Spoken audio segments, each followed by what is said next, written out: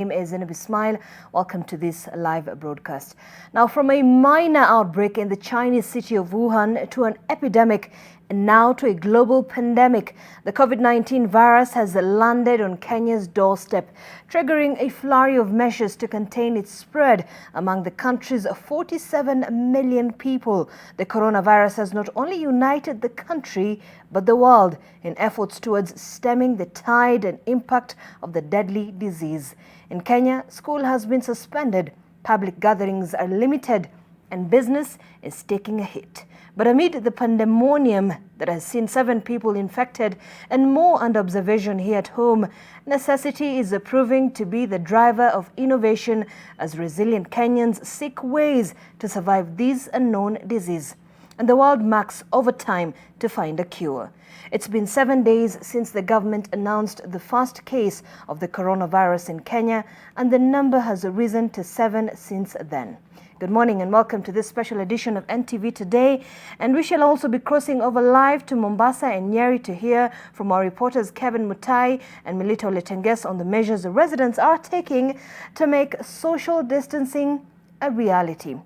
And of course, the countrywide tally of the confirmed cases of the coronavirus has risen to 7, and there are fears that these numbers could blow up. There are many who have come into the country and are not sticking to the laid down procedures on the self-isolation, and many more who may have come into contact with them and are not in the know. NTV's Kennedy Mureithi has that update. The Ministry of Health today announced 3 new cases of coronavirus, all imported, and that were detected at the National Influenza Center. One of the cases came into the country as late as yesterday and was detected at the Jomo Kenyatta International Airport. The threat from Kenyans who are coming from overseas. According to Health CS Mutai Kagwe, the patient had a high fever.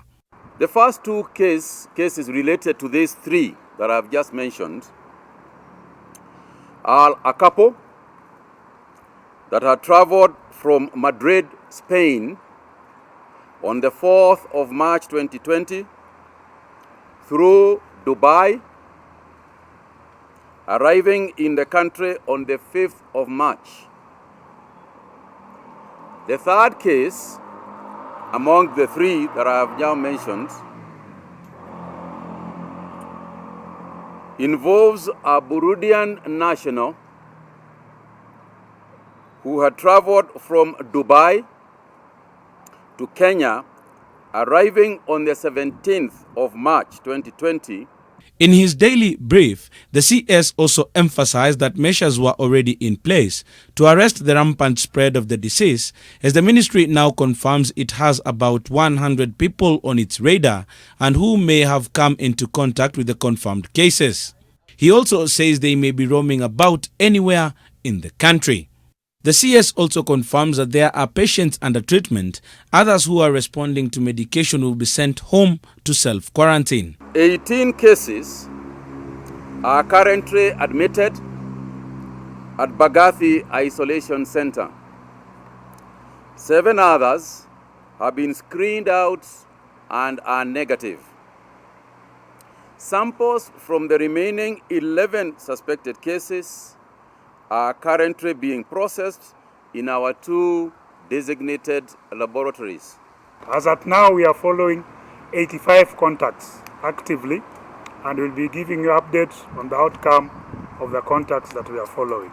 However, the government, especially the Ministry of Health and health workers handling the coronavirus patients, whether confirmed or suspected cases, has come under sharp criticism after a patient, a 23-year-old lady, was released on Sunday from Mbagathi after being given a clean bill of health. She would later be readmitted with coronavirus-like symptoms. There was a patient who was in Mbagathi and apparently left the facility. And through the security apparatus in the country, we were able to trace the patient to wherever she was, and we brought her back into Mbagathi and tested. Of course, it was positive, and we have traced the contacts of this particular patient. With the numbers of confirmed cases starting to swell, there are growing calls for the government to shut down public transport. The CS, however, says the government is exploring other avenues to keep Kenyans on mass transit safe. We don't want to stop anybody because people have to go and get some food. People have to go and get provisions for their houses. So up to this time, we have not said that we are stopping completely. Of course, if the situation were to warrant it, then we would have to take that action. The public transport sector is one of those that is being keenly watched by the government as it puts in place measures that will ensure that those who are traveling in them are not at risk of contacting the coronavirus. Kennedy Mureithi, NTV in Nairobi County. Well, more and more livelihoods continue feeling the heat in these times of a global pandemic. And Kevin Mutai has been looking at how the measures put in place by government are impacting on livelihoods. Take a look. On any other day, the Jomo Kenyatta Public Beach in Mombasa would be teeming with tourists, both local and foreign. But now the beach is clearly a ghost town. The coming of coronavirus into Kenya has cleared the beaches of human traffic, and those who depend on this industry are feeling the pinch. Kila siku na hapa ndio unakunywa pata riski yako, mtoto anakula. Sasa ameregeshwa nyumbani, kelele nyumbani, watoto wataka chakula. Asubuhi umetoka na rudi nyumbani bila chochote. Watakuta kula wapi? Businesses that are tied to the tourism industry here at the beach, food kiosks, entertainment joints, amongst others, have been closed indefinitely, with owners staring at grim days ahead because they cannot find customers. Boat operators are also feeling the pinch, sending shockwaves to the entire tourism industry, which is now struggling to stay afloat. Sasa mali yote nabeka hapi mimi. Na mali nimenunua, niuze, nipesa nitume. Sasa mwenye mali sasa mali yuko na mwenye pesa yake. Police are making regular patrols to ensure that the ban is adhered to. Is a global problem. Waelewe tu kwamba tunafanya hivi ili kuzuia maambukizi, kuzuia madhara peke yake. The situation is also likely to spike the rate of unemployment because hundreds of youth depend on the beach for their livelihoods. They, like others across the country, are keeping their fingers crossed that the government interventions will work and the situation will stabilize and return to normal sooner rather than later. Wacha watu wafanye kazi, lakini lioko kuna utaratibu wetu wa kazi ambapo yani sisi wenyewe tunaweza kukaa tukajiorganize na tukajipanga kikazi. The hotel and hospitality industry has also taken a hit, with bookings plummeting, and the resultant impact is only beginning to be felt on those employed in the sector. Tulikuwa tumejaa kabisa. In fact, wakati wa Easter tarehe 10 mpaka 12 tulikuwa overbooked. Between jana na leo zote room isipokuwa 2 zimekanseliwa na zingine zimepostponiwa. All right, and now we can cross over live to Kevin Mutai, who is in Mombasa County, just to bring us to speed and give us an update on exactly the state of the impact and, of course, the level of the impact of the coronavirus on the livelihoods of the people from the coastal region. And Kevin, you know, the coastal region is the hub of the tourism sector in the country. Really, what is the level of the impact on that particular area? Well, good morning, Zainab, and we are joining the broadcast from the Likoni at the channel. And of course, what you're asking me is indeed since the coronavirus outbreak here in, globally, in fact, and of course, after the government confirmed 7 cases now, every industry, every sector here in the coast region, specifically even the tourism industry, has really taken a hit of the outbreak, because even hoteliers are crying and saying that their guests who had already booked or rather had made reservations have already cancelled. And according to one of them whom I spoke to yesterday, told me that he's only remained with 2 guests in a hotel where he had full bookings. You can imagine that huge impact that the virus has done in the industry. But that is not only to the tourism industry, the entertainment industry, and of course also this comes after the county government of Mombasa closed all nightclubs here in the county, but of course also putting in place measures to ensure that this deadly virus is contained. And here at the channel you can see that 100 taps were installed by the county government of Mombasa in conjunction with the Kenya Ferry Services, and right now you can see that commuters who are depending on the ferry are forced to wash their hands before boarding the ferry, and these taps are installed from both sides of the channel, and they are hundreds in number. But let me quickly just try and talk to a few residents here to just give us a glimpse of what they think on the actions that the government is taking towards preventing the spread of the virus. Kwanza kabisa jitambulisho kwa majina waitwa nani, halafu tueleze hatua ambazo serikali inachukua dhidi ya kukabiliana na kuenea kwa ugonjwa ama virusi vya corona. Wafurahishwa nayo na maoni yako ni yapi? Kwa jina naitwa Fauzia Hafidh, na kwa mambo ya corona nafurahishwa nayo, kwa maana pia ni kujikinga, ambao ujikinge kabla hatari haijafika. Sasa nikiwa tunajikinga pia ni uzuri, ni ubora zaidi. Kwa sasa Wakenya mnalazimika kunawa mikono hapa kabla mjaweza kuingia kwenye feri. Je, hatua hiyo waichukulia kivipi kama mkazi wa eneo hili? Kwa hiyo hatua mimi naona bado naona serikali bado haijafanya ile ya kutosha. Sababu hapa kama sasa ndio maji imekuja, alafu wameweka tank pale sijui ni ya 10 lita. Si maji inafaa kwanza, kitu ya kwanza ikuwe ni ya kuflow kwanza. Ndio kila mtu hapa feri panaingia watu mamilioni ya watu. Ndio kama ni kuoga kuna mkono, watu wanaishi mkono na wanaishi na sabuni. Wametuwekea maji, hakuna sabuni. Maji fresh. Ni maji fresh, hii ni maji ya kunywa. Haya maji iko hapa feri, nyumbani hakuna maji. Si pia ugonjwa uko nyumbani? Hayuko hapa feri peke yake. Mimi naomba serikali bwana tu elimisheni watu kuhusu corona. Kama ukweli iko, elimisheni hawa wananchi kuhusu corona. Wengine wanasema corona labda ni ile 5.6 bilioni tulikuwa na serikali kwa inataka, lakini elimisheni, pelekeni wananchi masomo pale mtaani. Si hapa feri peke yake. Pelekeni masomo, ambie madhara ya corona ni nini. Waelimisheni wananchi, si hapa feri peke yake ukinawa mkono, lakini nikifika nyumbani sijanawa, tasalamia wengine nitafanya nini? Na corona si ati ni mambo ya handshake peke yake. Corona inabaka kupumua yenyewe, kusneeze, inape kila mtu corona. Asanteni sana. Serikali inapendekeza kama kwa mfano unapoingia kwenye feri kuna maelfu ya watu, ama pengine feri moja inaweza beba idadi ya hadi hata watu 1500, na serikali ama maafisa wa afya wanapendekeza uweze kutengwa, watu kuweza kujitenga kwa takriban mita 1. Je, pengine hatua hiyo inaweza kufanikishwa?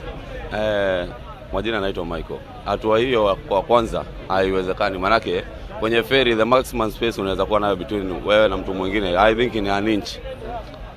Pia kwenye matatu hapa, kwenye matatu tunatangamana kila siku, na initiative ile ya kufanya watu wawe wanajua kwamba kuguzana inaleta ile ugonjwa. Maana hapa kuna joto, kitu ya kwanza, na ile fluids for example sweat inafanya tukiguzana kwenye matatu tunakaa tuko kwenye hatari.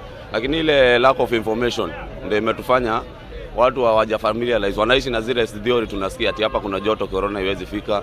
Kuna theory zingine zinasema watu wakinywa pombe haiwezi kukushika. In fact government haijafanya enough ku familiarize watu na the real thing about corona. Well, of course, also remember the government and the health officials have really taken concern on the issue of social distancing, reiterating that this could be one of the measures that will help in terms of preventing the spread of the virus. But let us just quickly take you through to just see for yourself on how people are boarding the ferry, because this is exactly the entry point and the screening point where they'll first come through for security checks before boarding the ferry. We are informed that at least one ferry can carry at least 1,500 people. So you can imagine with this move of trying to distance people while on board the ferry, is it going to be really possible? But we are informed by the Kenya Ferry Management officials that it is something that they're really trying to work on, because that will mean that more ferries will have to be brought into the channel to ensure that, especially to operate when, or rather during the peak hours when there's a lot of traffic at the channel. But remember also, there are many drivers who are also depending on this channel to cross from the island to Kwale County, and what I have not seen actually is the drivers, if at all, they are sanitizing their hands. I've not seen them coming here to wash their hands and also join the other residents, but I believe that the county government as well as other authorities are working together towards ensuring that they all participate in hand sanitizing, or rather washing their hands before boarding the vessel. Remember, the county government also has introduced a lot of measures towards preventing the virus, including including sensitization. But you heard the residents are complaining that they feel that this is something that needs to be done deep into the local. Remember also when you talk about the issue of social distancing, when you go to a village like, for instance, Likoni, you can find that many people are living, or rather even sharing social amenities such as toilets, bathrooms, and of course also that poses a great danger to the infections of this particular disease. There are reports that indicate that when someone coughs or sneezes, the virus can live on the surfaces of, for up to more than even 6 hours. And remember, that is one of the key areas that people have been asked to exercise proper hygiene standards. But as you can see, those people are currently boarding the ferry, and I'm sure that that issue of social distancing is a matter that really needs to be dealt with. God forbid, the leaders are saying, if at all that particular case strikes here at the ferry, then of course also it will be a major disaster. But the county government, as I said, the national government, they are all collaborating towards ensuring that the virus is kept at bay and to ensure that it does not strike here. Remember, over 300,000 people crosses this channel every day, and currently there are 4 ferries operating at the channel, and I'm sure that the KFS, that is the Kenya Ferry Management, is working on ways to ensure that they will be able to manage the situation. The county government has also been sensitizing the public using the LED screens here at the ferry on ways to prevent the coronavirus. So we are still monitoring this issue. Remember, as at yesterday, 7 cases were confirmed of the coronavirus. 6,000 people have died globally, and of course thousands others are being infected from this deadly virus. Over 30 countries here in Africa have confirmed cases of this COVID-19. It's a deadly disease, but of course also we are hoping that the government has put in place necessary measures to ensure that the disease will be contained, and of course also residents are really asking the government to put in place measures to ensure that the economy will not be affected. The tourism industry, the entertainment industry has largely felt the heat. Even those a number of youth here in Mombasa. Yesterday I was at public beaches along the coastal region, and some of them have been closed indefinitely. These are key areas that have been providing employment to hundreds and thousands of youth, if not more.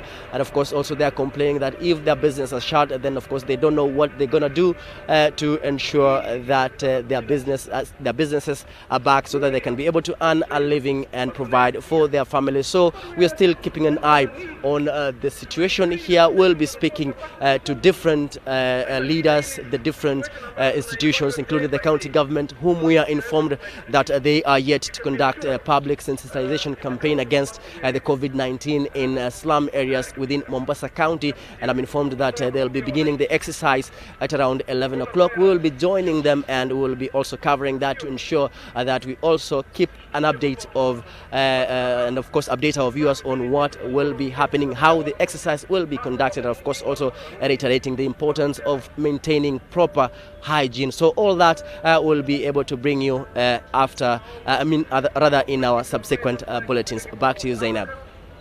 All right, Kevin Mutai there from Mombasa County, of course, just bringing us the state of Mombasa County with regards to the COVID-19. Now, washing hands with water and soap is being touted as the most effective first line of defense against the coronavirus. However, this may be a tall order for over 20 million Kenyans who lack access to clean, safe water. Take a look.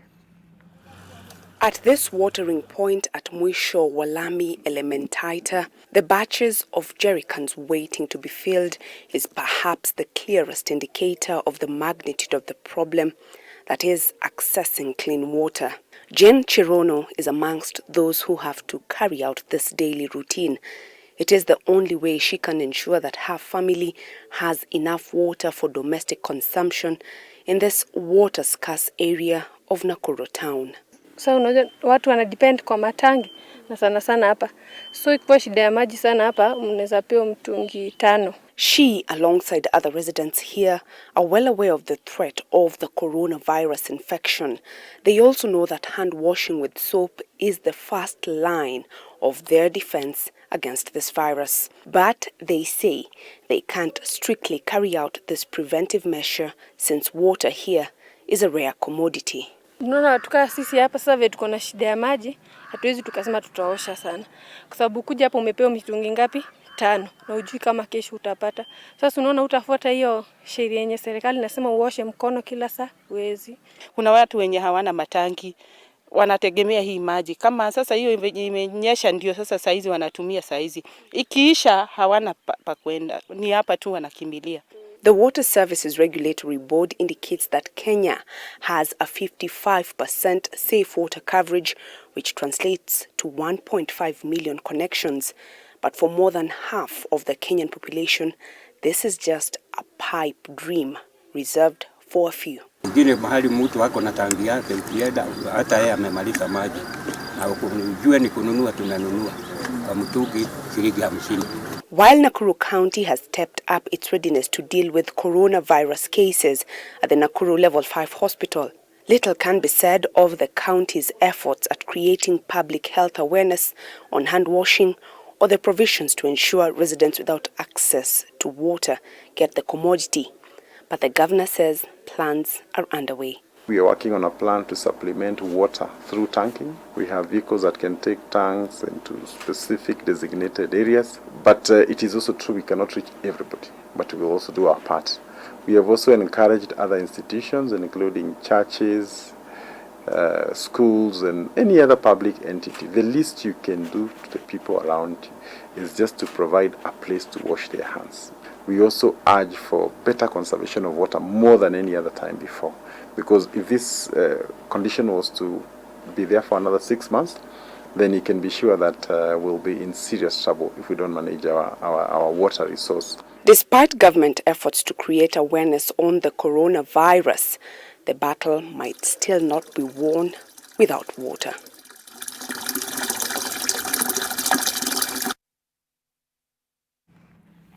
All right, and let's now cross over live to Melita Oletenges, who is in Nyeri County. Melita, what is the level of awareness for the residents of Nyeri with regards to the COVID-19? What has the government, county government put in place? And especially when it comes to sanitation, looking at the fact that water and soap has been touted as the most effective way to combating the spread of the COVID-19. Is there enough water? Are the residents aware of some of these measures that they can be able to take to prevent the spread of the virus? Well, Zainab, a raft of measures have been outlined by the government, including washing hands, self-distancing, and even self-quarantine, social distancing rather, and self-quarantine to ensure that they stem the spread of COVID-19. But how well are people in the grassroots observing these guidelines that have been set by the government? I'm here at the Nyeri open air market, one of the busiest places in Nyeri, and of course there is a beehive of activities here on a daily routine, and of course you can see traders just going about their businesses here.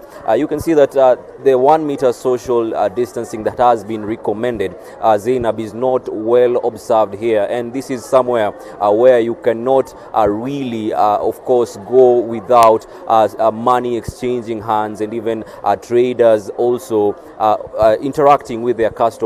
Remember, this is a place where customers walk in, buy goods, and go home. This is inevitable to interact with their customers, and so this puts them at a high risk of spreading the COVID-19 virus. And of course, there have been measures that they themselves have put in place to ensure that they stem the spread as well as keep themselves safe from this virus. I'm going to be speaking to the chairman of this particular market just to give us an insight of what they are doing to ensure that traders here and customers are safe from the COVID-19 virus.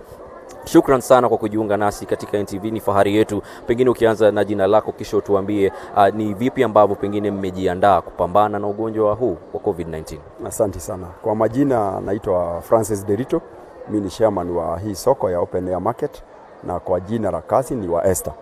Sisi tumejiandaa vizuri kwa ajili tuliposikia hali ya hii ugonjwa ya corona. Jambo la kwanza tulihakikisha kila pahali, na in fact tukaitana kwa mkutano, kila mtu awe na maji pahali ambapo anakaa. Kwa hivyo maji na sabuni, na tuna maji kwa wingi kwa ajili Nyawasko hapa maji ni kwa wingi. So hapa ukiangalia pale tuko na sanitations, na hapo tunaweka maji, tuko na deto, tuko na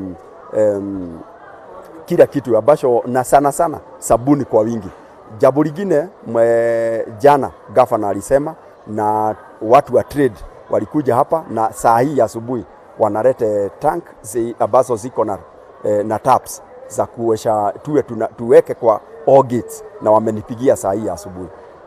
Pengine vile vile kumekuwa na swala la serikali kusema kuwa ni vizuri watu wanapotengamana wasitengamane kwa karibu, wakuwe mbali. Pengine nyinyi kama wafanyabiashara hapa, pengine mnaona kama ni jambo ambalo mnaweza kuzingatia au haiwezekani? In fact hilo jambo lawezekana kwa ajili huu ni ugonjwa ambao kila mtu anauogopa. Kwa hivyo sisi wenyewe tunajitahidi kufanya hayo mambo. Hata ukiangalia vile watu wamekaa saa hii, hata ukishukua utaona kila mtu ako pahali pake. So sisi tunajaribu sana kuzingatia, igawa saa zingine ni mambo ya kusahau, lakini tunafanya tuwezavyo kuona at least tumetagana kiasi. Na vile vile kuhusu swala la biashara, pengine unaweza kutueleza biashara imekuwa vipi katika siku hizi zilizopita baada ya kutangazwa kwa kesi ya kwanza ya coronavirus humu nchini, na je, biashara imeenda chini ama imekuwa vipi?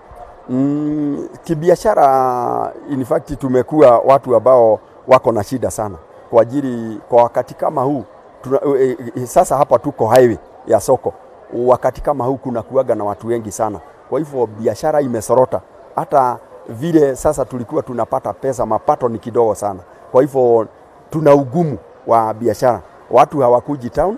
Hata ukienda utaona town hakuna watu, so watu wengi wamejisuia kwa ajili sasa shule zimefungwa, so watu wanakaa nyumbani. Ni wachache tu utaona hapa wakinunua vitu.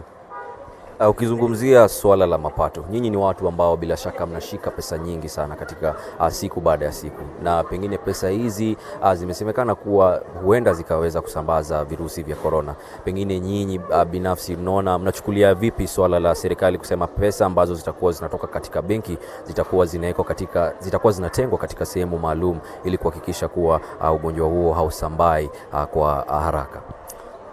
Jambo la serikali na banki kusema itafanya hiyo kazi kuweka pesa kwa siku fulani, hiyo jambo ni shukrani. Lakini sisi wenyewe tumeanza kuconsider wale watu ambao wanatununulia wengi sasa, hata kwa ajili ya hiyo jambo wamenjua, wanakuja wanatununulia through M-Pesa, na banking. Kwa hivyo sana hata kama tunashika pesa tunashika, lakini tukishika ile jambo tunafanya tumeenda sana tunaoga, na jambo lingine tuko na hizi surgical spirit na nini tunajipaka, tuko na dimu lemons ziko hapa kwa wigi, tunafanya hiyo kienyeji, kila kitu tunafanya kuhakikisha hata kama tunashika pesa mara mingi tunaoga, lakini tunaruhusu wale wanatununulia hata watununulie na through M-Pesa. Kila jambo watalofanya kwa M-Pesa tunashukuru kwa hiyo jambo. Na bila shaka pia soko hili ni soko ambalo linapata mazao kutoka sehemu tofauti za nchi hii. Pengine watu ambao wanasafiri kuleta mazao hayo katika soko hili, pengine ni sheria gani ambazo pengine mnataka wazingatie wanapofika hapa na kabla ya kutangamana na wafanyabiashara katika soko hili? Jambo lile tunaweza taka, jambo la kwanza ni wakileta mizigo kwa ajili lazima watuletee, kwa ajili sisi wenyewe tunahitaji mizigo. Wakija kabla waingie, na ndio tunataka kuweka tanks kwa around soko. Mtu kufika ni kuoga kwanza, anaoga mikono na sabuni vizuri, ndio hata wakati anamaliza kazi anaoga pia akirudi manyumbani kwao. Na bila shaka uhusiano mwema kati ya muuzaji na mnunuzi ni kuwa ni la sharti. Pengine mnunuzi anapofika pale anamsalimia muuzaji ama na kutangamana tu kuweza kujuliana hali ili kuweka uhusiano mwema. Pengine sasa hivi kwa sababu hakuna kusalimiana, ni vipi ambavyo pengine mnatengeneza ule uhusiano, mnadumisha uhusiano mwema kati yenu na wanunuzi? Jambo la kwanza ni watu wote sasa Kenya mzima wanajua juu ya hii ugonjwa. Kwa hivyo hata igawa saa zingine unaona mtu anakuja karibu usahau umsalimie na mkono. In fact nikisahau wewe unakumbuka. Kwa hivyo ni vigumu sana kusalimiana na mikono. So ile jambo tunafanya ili kwa ajili ya maelewano, kwa ajili ni lazima nimkaribishe na nini. Jambo la kwanza ni lazima nimkaribishe, nimwambie karibu customer, hata kama si mimi ananinunulia. Ile jambo sasa iko ni saa zingine unakaribisha yule hakununulii ama mpitajia. So kuna hiyo mambo ya shida kidogo na ugumu, lakini bado tunaendelea kujaribu kuleta ukaribu sisi na customer wetu. Shukran sana mwenyekiti kwa kauli yako hiyo. Zainab, that has been the chairperson of this Nyeri open air market, just giving us insights on what they are doing or what they are planning to do in order to stem the spread of COVID-19. And right now, if my camera person Charles Mureithi can just come with me, I would like to show you around the market, just to show you how people here are conducting their businesses, and of course how they are observing the social distancing as it has been recommended by the government. Now you can see this is a place where there is a beehive of activity, as I earlier mentioned, and it is inevitable for customers and traders to interact, and this in particular in regards to the goods that are being sold here. You can see fruits there, and of course it's a place where money exchanges hands on a regular, and of course some of these interactions may put the customers or the traders at risk of contracting the COVID-19 virus. But as you've heard the chairperson there saying that they have put in place measures to ensure that they stem the spread of COVID-19. And one of the things he has particularly mentioned is that they have put up a hygiene center right at the market, where there are the lavatories here where they have put some surgical spirits, soap. And he also mentioned about sanitizers, that they ensure that their traders are sanitized regularly to ensure that there is no virus or virus spread in this particular market. So if my camera person can just show you, there is the toilets here that they are using, and they are saying that they have put the sanitizers there, antiseptic, to ensure that there is no spread of the virus. But Zainab also, just a recap on what the chairperson mentioned there, he said that business is not as usual. They're saying that they have experienced a decline in the number of customers who visit this particular market on a regular basis, or rather before the COVID-19 virus was announced in the country. This particular corridor used to be a traffic or streaming in with people who come here to buy goods, of course fruits, we have vegetables, we have cereals here that they come to purchase. This is the biggest market here in Nyeri, and of course it's still early in the morning. We expect that maybe from afternoon here there will be a beehive of activities, of course traders selling the goods to the customers, and you've heard the chairperson there mentioning some of the measures they're putting in place to ensure that they are not spreading or contracting the COVID-19 virus. I'm looking for somebody to speak to here at the market. As we do that, Zainab, you can also see in particular is that the social distancing on this part of the market is actually observed as opposed to the other side of the market. You can see here that traders are actually seated far much apart than the other side, and this is something that also the chairperson mentioned they are trying to observe here, and he's saying it's still a work in progress to ensure all traders are safe as well as the customers.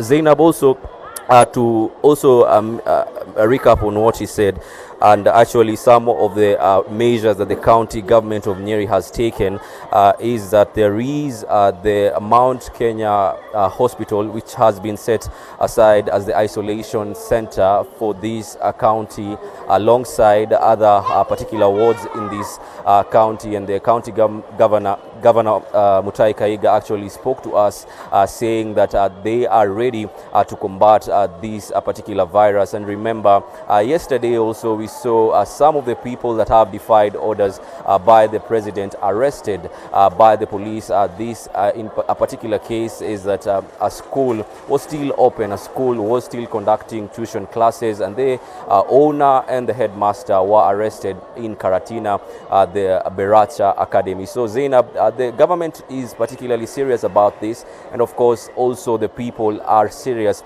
in ensuring and observing hygiene just to be safe from the COVID-19 virus. We are keeping tabs on this, and of course we will be letting our viewers know any more development from this part of the country. But for now, over to you in studio, Zainab.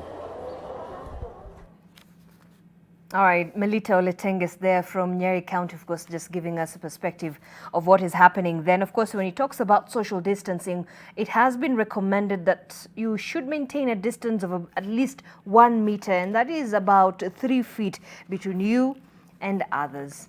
Well, the virus currently ravaging populations across the globe first made its appearance in China's Wuhan province in December 2019. To date, it has infected about 200,000 people, killed, get this, 7,989 with 82,000 recoveries. But just what is this COVID-19? Leila Mohammed spoke to virologists to understand this disease that has virtually brought the world to a standstill. Coronaviruses as a group of viruses which affect both humans and animals, and they largely cause respiratory illness. One of the major differences is that this outbreak is caused by a new virus that has not affected human beings before. In humans, the coronaviruses which are now known to affect humans are 6. 4 of them cause mild respiratory illness, what we refer to as common cold, but there are 3 which have been associated with large epidemics. This particular one is totally new, being suspected of jumped species from animals to man, and for that reason, no one has prior immunity to it, because no one. But by far, the large majority of persons do not get severe disease. So it's not, as some people might think, it's a death sentence. As at March 18th, 2020, reports show that the Chinese city of Wuhan is gradually getting back to near normal life after months of a total lockdown caused by the COVID-19 pandemic. Scientists say the doctors had warned of a SARS-like viral disease that they believe stemmed from something sold at the wet market. After weeks of investigation, it was discovered that it originated in a bat and somehow hopped to another animal, probably a pangolin, which then passed it to humans. The current drive of this outbreak is not animal. It's not by animals. It's by man to man or between human beings. It's that I get infected and I infect other humans. Scientists have dispelled rumors and myths that hotter temperatures and the skin color of an individual will play a key role in boosting his or her immunity against COVID-19. But what they are now saying is that there is a race against time to find a cure to ensure that COVID-19, that was called a pandemic just last week, can be cured. That is because even for other viruses, though we've not studied the effect of temperature on this current COVID-19 virus, it belongs to a family of viruses, about 40 other viruses called coronaviruses. And we've seen that they can survive for hours, even in very hot temperatures on the surface. Doctors have given it symptoms which they note can sometimes be similar to those of the common cold or flu. The disease will present largely with a dry cough and fever, and also people will feel tiredness. And in some instances, it can be severe. So no one is resistant to this infection. Anyone can be infected. The only difference, and this brings me to your third part of your question, as to what is the issue with people above 70, is the fact that people who are older are at a greater risk of severe illness. And those who have underlying conditions like diabetes.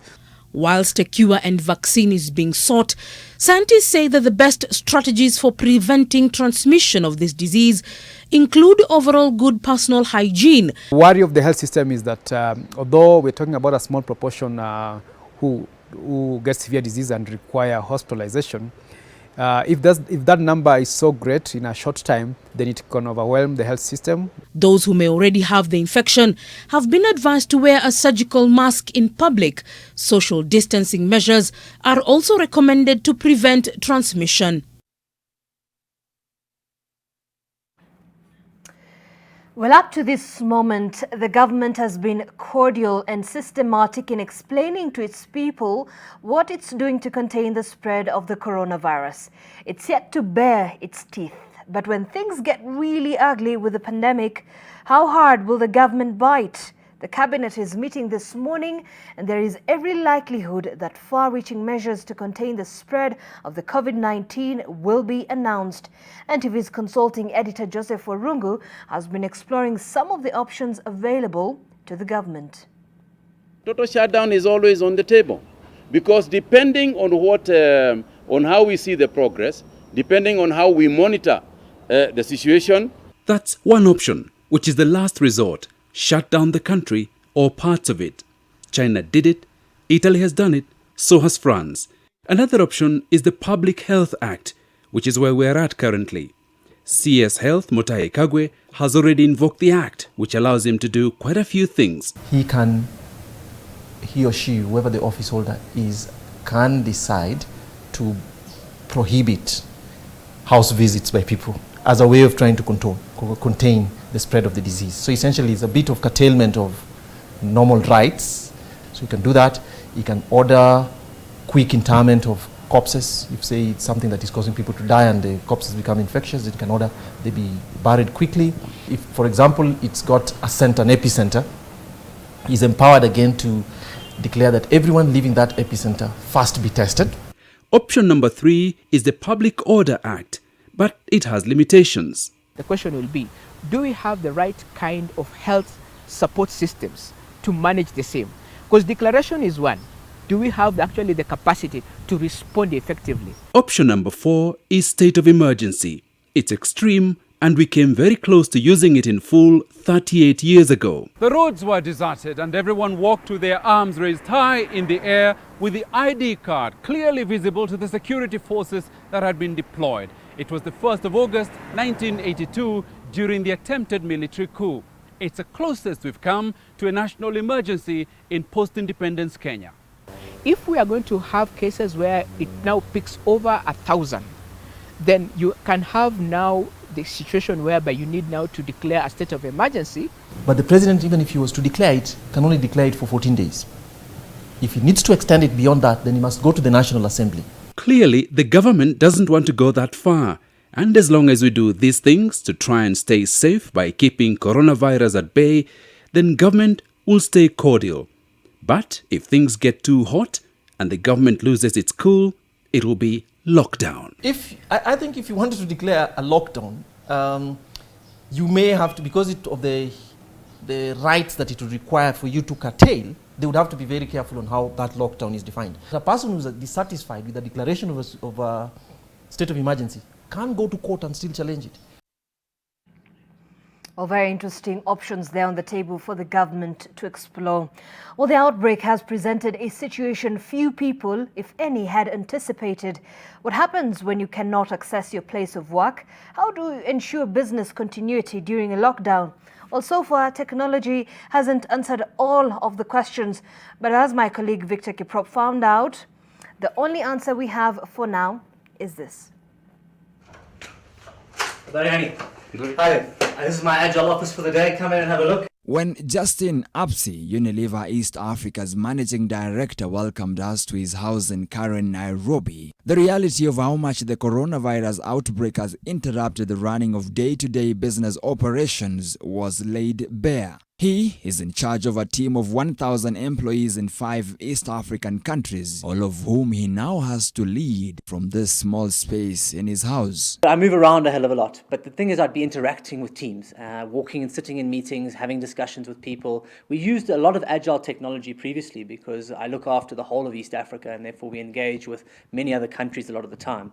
But now it's extreme. But through a voice call there, a video call here, several SMSs, tens of WhatsApp chats and dozens of emails, Apsi says technology is turning out to be the silver bullet in ensuring business continuity in these extraordinary times. We're going to use the Microsoft Teams platform, and we encourage everyone to get some sort of platform. We believe it's the right one to use because we can share documents, we can chat within that space, we can be very collaborative in how we work. We can move a lot of our shared network and while we worked into that space very, very quickly. But we're using a number of other platforms at the same time. WhatsApp's working, Skype for Business we've used at different times. I think the key for me is to embrace as much technology as possible. At the Nation Media Group's headquarters, Nation Center, Nairobi, hundreds of employees from different departments have been allowed remote access to the company's systems, even as more staff embrace video conferencing and online information sharing systems, joining tens of companies that are already using different technologies to enable remote working, as advised by the government. Government offices, businesses, and companies are encouraged to allow employees to work from home, with the exception of employees working in critical or essential services. Across the world, the situation is similar as more companies ask employees to work from home amid lockdowns and restriction of movements that have turned even major cities such as the Italian capital of Rome into ghost towns. Over the weekend, Microsoft's chat-based collaboration and information sharing tool Microsoft Teams crashed after reporting more than 500% increase in usage. We have suspended learning in all our education institutions with immediate effect. The outbreak has also brought physical learning activities across the world to a halt, forcing more institutions to embrace digital learning. In Kenya, virtual learning has already taken off in some schools, both local and international, with the Kenya Institute of Curriculum Development KICD in the process of scaling up online and electronic delivery of lessons for learners, up to 8 hours every day through radio and television. Longhorn Publishers has also availed their online learning platform to learners from grade 1 to Form 4 at no cost in order to keep them busy during this period. In the meantime, challenges associated with the shift to remote working, including new or increased cost of home internet, as well as the risk of leak of sensitive information and data theft, remain. Thanks, Victor. And of course, as Victor says, we are indeed in extraordinary times. But of course, the entire world is have now traded their eyes on the trials that have begun in the US in trying to find a cure for the COVID-19. Looking at the fact that the cases of the virus have already reached 20,000 cases, shy of the 200,000 mark. Well, scientists and doctors are definitely working to find the vaccine, or at least a cure for this virus. We'll be taking a break from this live broadcast, but we'll continue bringing you live updates and all the information that is coming our way any moment from now. Every single hour, we'll be bringing you all the updates at 10 a.m. We will be having a repeat of the M Live show featuring Dibal and Nair in the morning. We also will be having NTV Sasa, which will be coming at about 11 a.m. and 1 p.m. Bulletin. We'll also be getting more details then. But for now, thank you so much for watching. We'll continue with our normal programming. My name is Zerib Ismail, and like we continue saying, do stay safe and follow all the measures to prevent the spread or an outbreak of the coronavirus.